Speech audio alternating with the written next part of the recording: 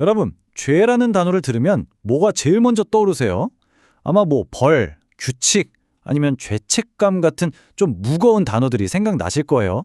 그런데 기독교에서 말하는 죄는요, 사실 그것보다 훨씬 더 깊고 근본적인 의미를 담고 있습니다. 오늘 이 개념을 한번 제대로 펼쳐보겠습니다. 모든 사람이 죄를 범하였음에 하나님의 영광에 이르지 못하더니. 자, 이 구절이 바로 기독교의 죄에 대한 이해를 시작하는 아주 중요한 출발점입니다. 굉장히 단호한 선언이죠. 근데 여기서 궁금한 게 생겨요. 도대체 하나님의 영광이라는 게 뭐고 거기에 이르지 못한다는 건 또 무슨 뜻일까요? 네, 바로 이 두 가지 질문이 핵심입니다.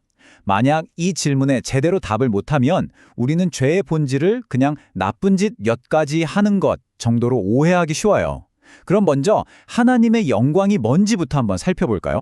우리가 보통 영광이라고 하면 막 번쩍이는 빛이나 어떤 대단한 위엄 같은 걸 떠올리잖아요. 하지만 성경에서 말하는 하나님의 영광은 그런 시각적인 현상만을 의미하는 게 아닙니다. 그보다는 하나님의 완전한 본성, 그러니까 그분의 거룩함, 의로움, 그리고 그분과 우리 사이에 깨어지지 않은 온전한 관계, 바로 그 상태 자체를 의미하는 거죠. 바로 이 지점에서 죄가 등장하는 겁니다. 이 화면 왼쪽을 보시면 하나님의 영광이 우리의 목표잖아요. 하나님의 완벽한 본성을 우리 삶으로 반영하고 그분과 올바른 관계를 맺는 상태요.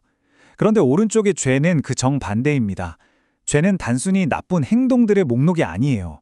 그보다는 하나님의 본성을 가로막는 장벽이고 그분과의 관계를 단절시키는 근본적인 문제인 거죠. 이게 바로 우리가 그 목표에 미치지 못하는 이유입니다. 기독교 신학에서는요, 이런 보편적인 분리 상태의 근원을 원죄라는 개념으로 설명합니다. 이게 뭐냐면 인류의 첫 조상이 하나님께 불순종한 이후로 모든 인간은 태어날 때부터 이미 죄를 향한 경향성을 가지고 태어난다는 교리예요. 근데 이런 신학적인 개념이 좀 추상적으로 들릴 수 있잖아요.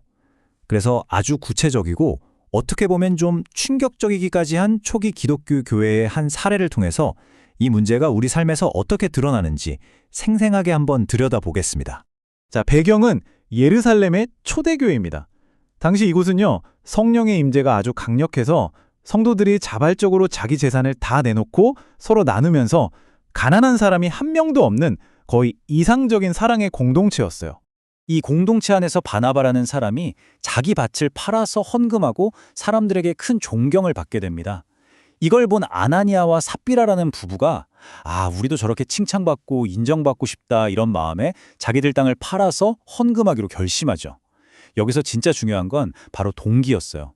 순수한 나눔이 아니라 사람들의 인정을 갈망했던 겁니다. 근데 막상 땅을 팔아서 돈을 딱 손에 쥐니까 이게 좀 아까운 마음이 들었던 거죠. 그래서 돈의 일부를 슬쩍 감춰두고 나머지만 가져와서는 마치 이게 땅값 전부인 것처럼 행동했습니다. 여기서 핵심은요, 돈의 일부를 가졌다는 사실 그 자체가 아니에요. 전액을 낸 것처럼 거짓말을 했다는 게 문제였죠.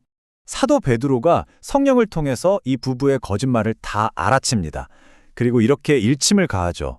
네가 사람에게 거짓말한 것이 아니요 하나님께로다. 잠깐 이 말의 무게를 한번 느껴보시죠.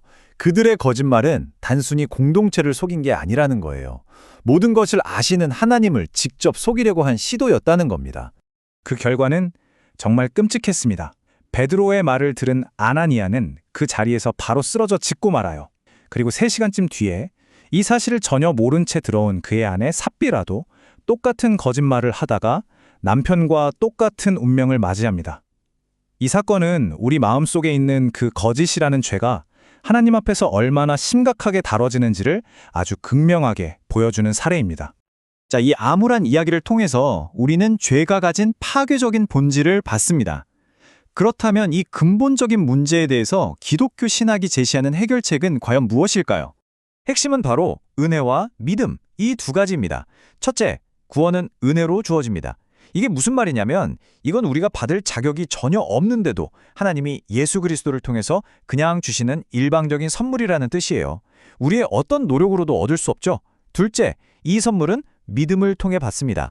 하나님이 우리를 위해 하신 일을 그저 믿고 받아들이기만 하면 되는 겁니다. 이걸 왜 굳이 선물이라고 부르는지가 정말 중요해요. 선물이니까 이건 우리의 어떤 행위나 노력의 대가가 아니라는 거죠. 그렇기 때문에 구원받은 사람은 그 누구도 내가 이만큼 착한 일을 해서 구원받았다 이렇게 자랑할 수가 없는 겁니다. 모든 공로는 전적으로 선물을 주신 하나님께만 있으니까요. 그리고 정말 흥미로운 지점은 구원이 여기서 끝나는 게 아니라는 점이에요. 구원은 단순히 죄를 용서받고 끝나는 게 아니라 완전히 새로운 삶의 목적을 부여받는 출발점이라는 거죠.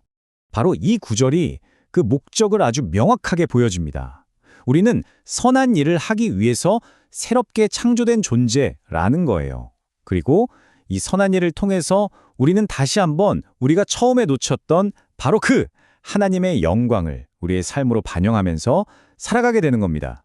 그래서 오늘 이 이야기는 우리 각자에게 아주 날카로운 질문 하나를 던집니다. 아나니아와 삽비라의 이야기를 통해 우리 자신을 돌아보게 되는 거죠. 나의 신앙생활은 과연 하나님이 주신 그 값없는 선물에 대한 진심 어린 감사와 응답일까요? 아니면 다른 사람들한테 잘 보이기 위한 관객을 의식한 연기는 아닐까요? 한번 깊이 생각해 볼 만한 질문입니다.